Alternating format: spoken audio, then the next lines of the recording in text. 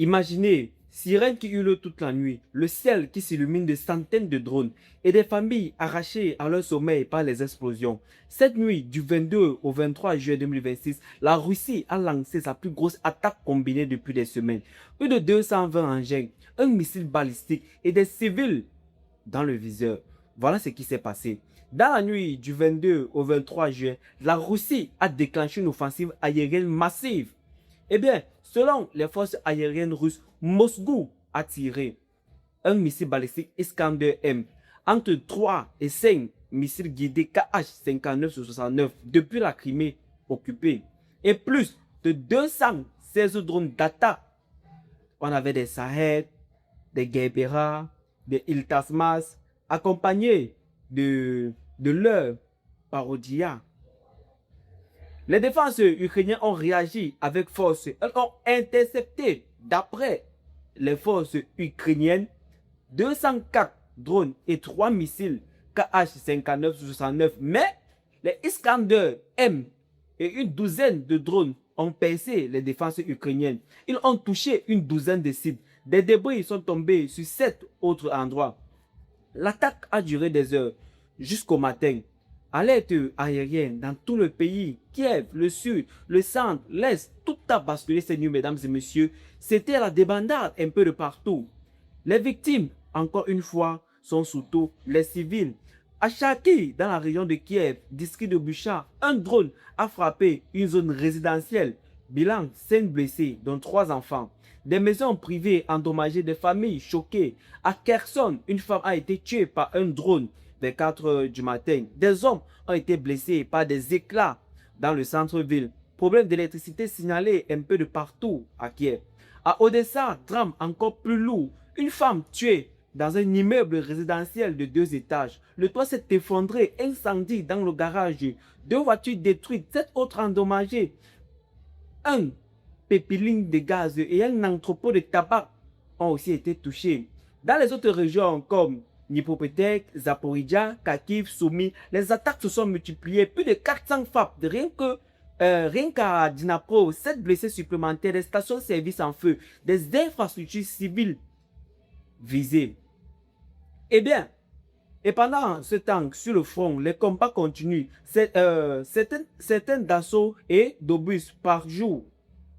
On a des centaines d'assauts et d'obus par jour, avec une pression russe particulièrement forte autour de Podrov, en Sklaviansk. Eh bien, mesdames et messieurs, techniquement, cette attaque est classique de la stratégie russe actuelle. Il sature la défense sur plus de 200 drones.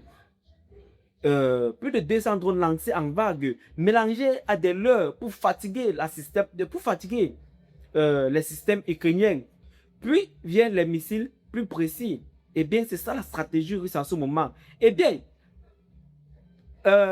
l'Iskander-M, en fait, le plus dangereux missile balistique hypersonique sur la fin de sa trajectoire.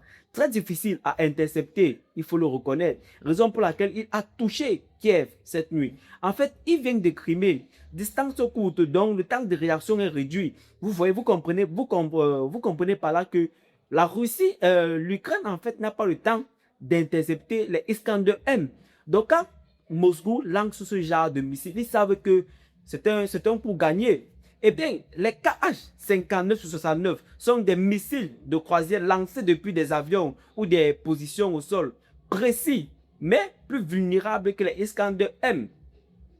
Vous comprenez pourquoi la Russie n'a pas pu intercepter tous les Kh-59-69 parce que ils sont quand même des missiles de précision, ça il faut le reconnaître. Eh bien, le coût de la guerre en ce moment pour la Russie est déjà estimé à des centaines de milliards de dollars, à des centaines de milliers de dollars pour les drones, plusieurs millions pour les missiles. Pour l'Ukraine, en fait, des vies perdues, des maisons détruites, des infrastructures à réparer et une fatigue constante des populations et des défenses. C'est une guerre d'usure, mesdames et messieurs. Et la Russie mise sur le volume, l'Ukraine sur la précision de ses défenses et de ses propres frappes en profondeur. Eh bien, mesdames et messieurs, voilà la réalité que certains refusent de voir encore. Il faudrait se demander si l'Ukraine peut tenir encore face à ces attaques qui ne font que s'intensifier de jour en jour. Eh bien, on nous parle parfois d'escalade des deux côtés. Mais quand on voit une femme sur son lit qui est tuée, mesdames et messieurs, il faut dire que cette guerre fait déjà de lourds dégâts.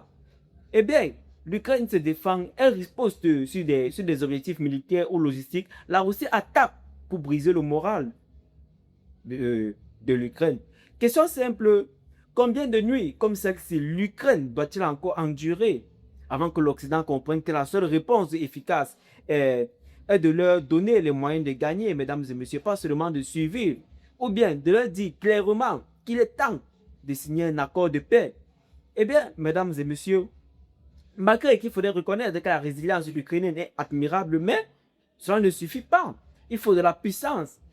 Il faut en fait des F-16, plus de munitions, plus de systèmes anti-drones et surtout une vraie volonté politique d'arrêter cette guerre. Parce que, mesdames et messieurs, ça va déjà un peu trop loin. Eh bien, cette nuit du 22 au 23 juin 2026 restera encore une nouvelle preuve que la Russie peut tenir la guerre encore plus longtemps. L'Ukraine tient, mais elle ne tiendra pas éternellement sans le soutien des Occidentaux. Si cette vidéo vous a informé, mesdames et messieurs, likez la vidéo, abonnez-vous, activez la cloche de notification, dites-moi en commentaire jusqu'où il faut aller pour arrêter, mesdames et messieurs, tout ceci. Je vous... On se retrouve très vite pour la suite, mesdames et messieurs. Prenez soin de vous et restez vigilants.